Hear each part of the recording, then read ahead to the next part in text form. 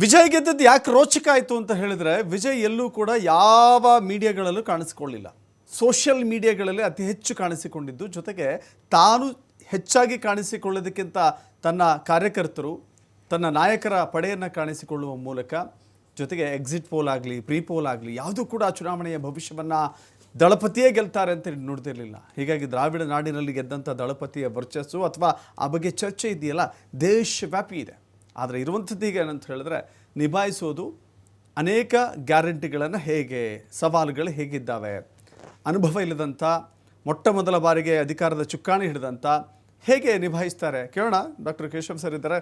Sir, Keshav sir, ನಾವು ಗಮನಿಸ್ತಾ ಇದ್ದೀವಿ, ಕರ್ನಾಟಕಕ್ಕೂ ಪಕ್ಕದ ತಮಿಳುನಾಡಿಗೂ ಹೋಲಿಕೆ ಮಾಡಿದ್ರೆ 56,000 ಕೋಟಿಯನ್ನು ಹೊಂದಿಸದೆ ಹೆಣಗಾಡುತ್ತಿರುವ ನಾವು ತಮಿಳುನಾಡು ಹೇಗೆ ಹೊಂದಿಸಲಿಕ್ಕೆ ಸಾಧ್ಯವಾಗಬಹುದು? ನಮಗೂ ಅವ್ರಿಗಿರುವಂಥ ವ್ಯತ್ಯಾಸ ಏನು? ಜೊತೆಗೆ ನಮ್ಮಲ್ಲಿ ಹೇಗೆ ರಾಜಸ್ವ ಸಂಗ್ರಹದ ನಮ್ಮ ಇನ್ಫೋಸಿಸ್ ಅಥವಾ ನಮ್ಮಲ್ಲಿ ಬಹಳ ದೊಡ್ಡ IT ಇದೆ, ಬೆಂಗಳೂರು ಅಂತ ಹೇಳಿದ್ರೆ IT BT ಹಬ್ ಇದೆ, ಉತ್ಪಾದನಾ ವಲಯ ಕೂಡ ಬಹಳ ದೊಡ್ಡ ಮಟ್ಟಕ್ಕಿದೆ, ಜೊತೆಗೆ ಅಬಕಾರಿ ಕೂಡ ದೊಡ್ಡ ಪ್ರಮಾಣದಲ್ಲಿದೆ.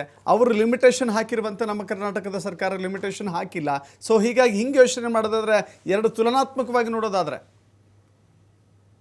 ಈಗ ತಮಿಳ್ನಾಡಿಗೆ ಮೇಜರ್ ಅಡ್ವಾಂಟೇಜ್ ಏನು ಅಂತಂದ್ರೆ ಅವ್ರದ್ದು ಗ್ರೋತ್ ರೇಟ್ ಚೆನ್ನಾಗಿದೆ, ಮತ್ತೆ ನಾನ್ ಫಾರ್ಮ್ ಸೆಕ್ಟರ್ ಅಲ್ಲಿ ಎಂಪ್ಲಾಯ್ಮೆಂಟ್ ಜಾಸ್ತಿ ಇದೆ. ಫ್ಯಾಕ್ಟ್ರೀಸ್ ಕೂಡ ಭಾರತದಲ್ಲಿ ಅತ್ಯಂತ ಹೆಚ್ಚು ಫ್ಯಾಕ್ಟ್ರೀಸ್, ರಿಜಿಸ್ಟರ್ಡ್ ಫ್ಯಾಕ್ಟ್ರೀಸ್ ಇರೋದು ತಮಿಳ್ನಾಡಲ್ಲಿ. ಸೊ ಹಂಗಾಗಿ ಆ ಗ್ರೋತ್ ಅಲ್ಲಿ ಅವ್ರಿಗೆ ಚೆನ್ನಾಗಿರೋದು. ಇನ್ನೊಂದೇನು ಅಂತಂದ್ರೆ, ಈ ಟಸ್ಮಾಕ್ ಬಗ್ಗೆ ನಾನು ಏನ್ ಹೇಳಿದ್ನಲ್ಲ, ಇದು ಸರ್ಕಾರನೇ ನಡೆಸೋದ್ರಿಂದ ಅವರೇನೆ ಪ್ರೊಕ್ಯೂರ್ ಮಾಡ್ಕೊಳ್ಬಹುದು, ಅವರೇ ಡಿಸ್ಟ್ರಿಬ್ಯೂಟ್ ಮಾಡ್ತಾರೆ. ಲಿಕ್ಕರ್ನ ರಿಟೈಲ್ ಕೂಡ ಅವರೇ ಮಾರೋದ್ರಿಂದ, ಅದರ ಇಲ್ಲಿನ ರೀತಿಯಲ್ಲಿ ಯಾವುದೇ ಒಂದು ಪ್ರೈವೇಟ್ ಡಿಸ್ಟ್ರಿಬ್ಯೂಷನ್ ಇಲ್ಲದೆ ಇರೋದ್ರಿಂದ ಪೂರ್ತಿಯಾಗಿ ಅದು ಸರ್ಕಾರಕ್ಕೆ ಹಣ ಹೋಗುತ್ತೆ ಅನ್ನೋಂಥದ್ದು ನಮ್ಗೆ ಒಂದು ಪ್ರಮುಖವಾದ ವಿಚಾರ. ಆದ್ರೆ GST ನಂತರ ನೀವು ಗಮನಿಸಿದ್ರೆ, ಈಗ GST ಕೌನ್ಸಿಲ್ ಬಹುತೇಕ ರಾಜ್ಯಗಳಲ್ಲಿ ಏನೇನೋ ತೆರಿಗೆ ಹಾಕಕ್ಕೆ ಮೊದಲು GSTಗಿಂತ ಮುಂಚೆ ಅಧಿಕಾರ ಇತ್ತು, ಅದೆಲ್ಲವನ್ನು GST ಇಂಪ್ಲಿಮೆಂಟ್ ಆದ್ಮೇಲೆ GST ಕೌನ್ಸಿಲ್ ಮಾಡೋದ್ರಿಂದ ರಾಜ್ಯಗಳ ಬಳಿ ಇರುವಂತದ್ದು ಕೇವಲ ಈಗ ನಿಮ್ಗೆ ಲಿಕ್ಕರ್ ಒಂದು, ಈ stamp duty, land revenue, professional tax, motor vehicle tax, ಆಮೇಲೆ ಎಂಟರ್ಟೈನ್ಮೆಂಟ್, ಅಮ್ಯೂಸ್ಮೆಂಟ್, ಈ ತರದ ಕೆಲವನ್ನ ಬಿಟ್ರೆ ಇದ್ರದ್ದು ಗೈಡೆನ್ಸ್ ವ್ಯಾಲ್ಯೂ ಹೆಚ್ಚಿಗೆ ಮಾಡಬಹುದು ಪ್ರಾಪರ್ಟಿದು.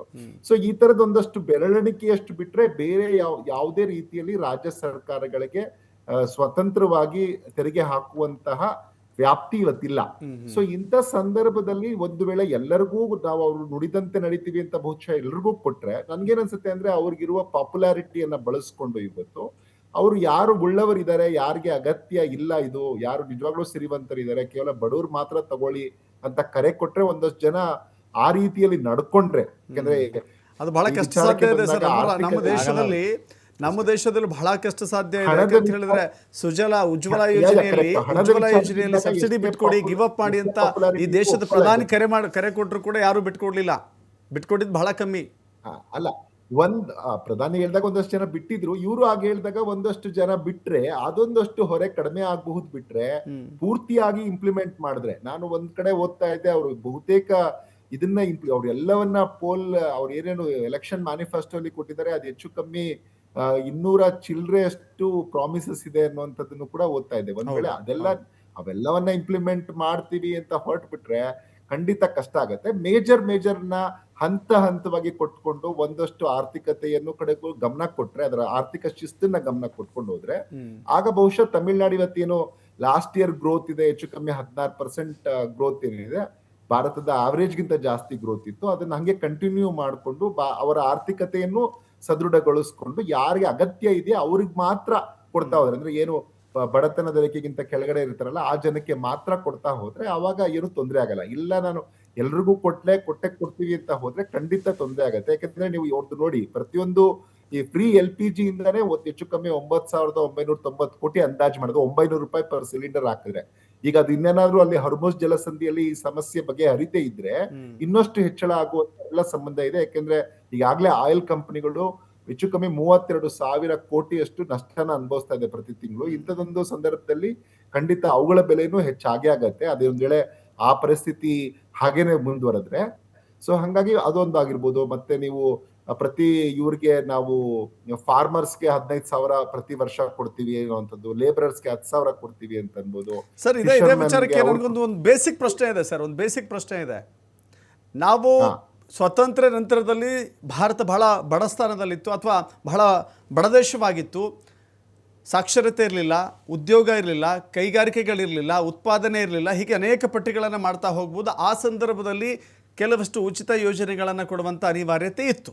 ಬಟ್ ಈಗ ಎಲ್ಲವೂ ಇದೆ. ಈಗಲೂ ಕೂಡ ನಾವು ಉಚಿತ ಯೋಜನೆಗಳ ಜ್ಯೋತಿ ಬಿದ್ದರೆ ದೇಶ ಯಾವ ದಿಕ್ಕಿನತ್ತ ಹೋಗುತ್ತೆ ಅಂತ.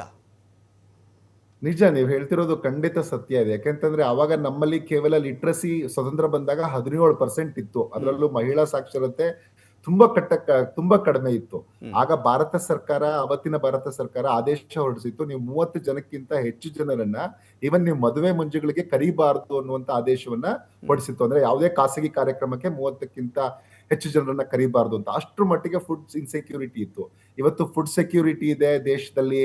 ಯಾಕೆಂತಂದ್ರೆ ಸಾಕಷ್ಟು ಅಭಿವೃದ್ಧಿನೂ ಕಂಡಿದೀವಿ ಇವತ್ತು ನಾವು. ಇಂಥ ಸಂದರ್ಭದಲ್ಲೂ ನಾವು ಎಲ್ಲವನ್ನ ಉಚಿತವಾಗಿ ಕೊಟ್ರೆ ಇದು ನಿಜವಾಗ್ಲೂ ಒಳ್ಳೆಯ ಪರಂಪರೆ ಅಲ್ಲ. ಯಾಕೆಂತಂದ್ರೆ ನಾವು ಅರ್ಥಶಾಸ್ತ್ರದಲ್ಲಿ ಒಂದು ಮಾತು ಹೇಳ್ತೀವಿ, ಒಂದ್ ವೇಳೆ ಡಿಪ್ರೆಷನ್ ಆಗಿ ಭಾರತದ ಆರ್ಥಿಕತೆ ಅದು ಯಾವುದೇ ಆರ್ಥಿಕತೆ ಮುಗ್ಗಟ್ಟಿನಲ್ಲಿದ್ರು ಸಹ ಕೀನ್ಸ್ ಒಂದ್ ಮಾತು ಹೇಳ್ತಾರೆ, ಗುಂಡಿ ತೆಗಿಯಕ್ಕೂ ದುಡ್ಡು ಕೊಡಿ, ಸುಮ್ನೆ ಗುಂಡಿ ತೆಗೆದಿರ್ಲಿ, ಅದನ್ನ ಮುಚ್ಚಿಸಕ್ಕೂ ಮತ್ತೆ ಅವ್ರ ಕೈಲೇ ಕೆಲಸ ಕೊಟ್ಟು ಅದನ್ನ ಮುಚ್ಚಿಸಿ ಅಂತ. ಅಂದ್ರೆ ಕೆಲಸ ಕೊಡುವ ಕೈಗಳಿಗೆ ಹೆಚ್ಚಿನ ಬಲವನ್ನ ಕೊಡಬೇಕು. ಈಗ ನೋಡಿ, ನಾವೀಗ 8 ಗ್ರಾಮ್ ಚಿನ್ನ ಕೊಡ್ತೀವಿ ಅನ್ನುವಂಥದ್ದು ನಾನು ಹೇಳೋದು. ಈಗ ಅವನಿಗೆ ನೀವು ಒಳ್ಳೆಯ ಕೌಶಲ್ಯ ಕೊಟ್ರೆ, ಅವ್ನಿಗೆ ಕೆಲಸ ಕೊಡಿಸಿದ್ರೆ, ನೀವು ಕೆಲಸ ಸಿಗುವಂತಾದ್ರೆ ಅವ್ನಿಗೆ 80 ಗ್ರಾಮ್ ಬೇಕಾದ್ರೂ ಚಿನ್ನ ಅವ್ನು ಕೊಂಡ್ಕೊಳ್ತಾನೆ ಅವಂದೇ ಆದಾಯದಲ್ಲಿ. ನಾವ್ ಯಾಕೆ ಅವ್ನಿಗೆ ನೀವು ಇಷ್ಟು ಕೊಡ್ತೀವಿ ಅಷ್ಟು ಕೊಡ್ತೀವಿ ಅನ್ನುವ ಕಾರಣಕ್ಕಾಗಿ ಜನರನ್ನ ಇದಕ್ಕೆ ಜೋತು ಬೀಳುವ ರೀತಿಯಲ್ಲಿ ಮಾಡುವಂತದ್ದು ಒಳ್ಳೇದಲ್ಲ ಅಂತ ನನ್ಗೆ ಅನ್ಸುತ್ತೆ. ಅದು ಯಾವುದೇ ಸರ್ಕಾರ ಇರ್ಲಿ, ಸಾಧ್ಯ ಆದಷ್ಟು ಜನರಿಗೆ ಕೌಶಲ್ಯವನ್ನ ಕೊಡ್ಬೇಕು, ಒಳ್ಳೆ ಶಿಕ್ಷಣವನ್ನ ಕೊಡ್ಬೇಕು, ಒಳ್ಳೆಯ ಆರೋಗ್ಯವನ್ನ ಕೊಡ್ಬೇಕು. ಇಷ್ಟನ್ನ ಮಾಡಿದ್ರೆ ಜನ ಅವ್ರಿಗೆ ಮಾರುಕಟ್ಟೆಯಲ್ಲಿ ಕೂಡ ಕೆಲಸ ಸಿಗುತ್ತೆ. ಅದರ ಮೂಲಕ ಅವ್ರಿಗೆ ಏನ್ ಬೇಕೋ ಅದು ತಗೊಳ್ತಾರೆ. ನಾವು ಇದನ್ನೇ ಕೊಡ್ತೀವಿ ನಿಮ್ಗೆ, ಅನ್ನವನ್ನೇ ಕೊಡ್ತೀವಿ, ಅಕ್ಕಿಯನ್ನೇ ಕೊಡ್ತೀವಿ, ಅದನ್ನೇ ತಿನ್ಬೇಕು ಅನ್ನುವಂತ ಇದು ಯಾಕೆ? ಅವ್ರಿಗೆ ಏನ್ ಬೇಕೋ, ಈಗ ಬಿಲೆಟ್ಸ್ ಬೇಕಾ, ಮತ್ತೊಂದ್ ಬೇಕಾ, ಏನ್ ಬೇಕಾದ್ರೂ ತಗೊಳ್ಳುವಂತಹ ಶಕ್ತಿಯನ್ನ ಅವನಿಗೆ ನಾವು ಕೊಳ್ಳುವಿಕೆಯ ಸಾಮರ್ಥ್ಯವನ್ನ ಬೆಳೆಸಬೇಕು, ಕೊಂಡುಕೊಳ್ಳುವ ಶಕ್ತಿಯನ್ನ ಅವ್ರು ಕೊಡಬೇಕು ಅಂತ ಹೇಳ್ತಾ ಇದ್ದೀರಿ. ಅವ್ರ ಆಯ್ಕೆ ಅವರ ಇಷ್ಟ. ನಾನು ಇದನ್ನೇ ಕೊಡ್ತೀನಿ ಅನ್ನುವಂಥದ್ದನ್ನ ಮಾಡದೇ ಇರ್ಲಿ ಅನ್ನುವಂಥದ್ದು ನನ್ನ ಅನಿಸಿಕೆ.